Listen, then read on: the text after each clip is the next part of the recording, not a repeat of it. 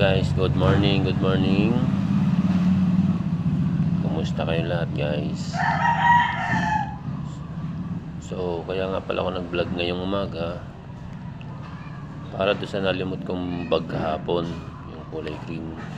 So, ipinost natin to kahapon sa Facebook para makarating mismo sa may-ari nito.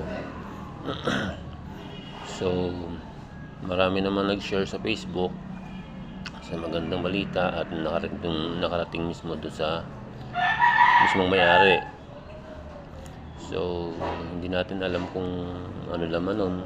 Kinonfirm nga natin sa kanya kung ano mga laman. Sabi may mga notebook daw, mga damit, mga chocolate, tinapay. So, pupuntahan daw mamaya. Wait natin sila, guys, kung sino talaga yan.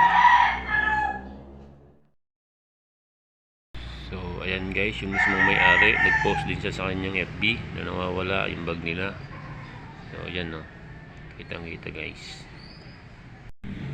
So, talagang na-confirm natin na talagang sa kanya nga yung bag.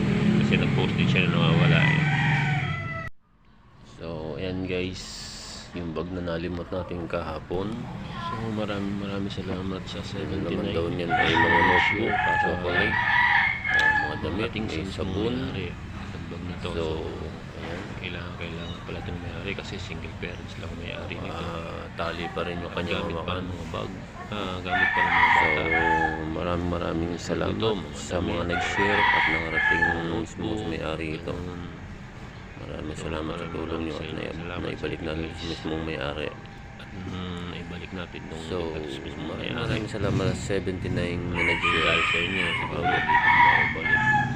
Hintayin na lang natin yung mismong may-ari mamaya para may-abot natin ito sa kanya. Hintayin na lang natin yung kasi kailangan daw ng may-ari kasi single parents daw may-ari nito eh. So, salamat gamit sa school at saka mga damit ng bata. So yun guys, sila yung may-ari ng natulad natin bag. So, at nagpapasalamat sila at sila at nag-ibaral sa mga tanda daw. Gamit ang po yung mga may-ari. So, thank you po sa inyo lahat.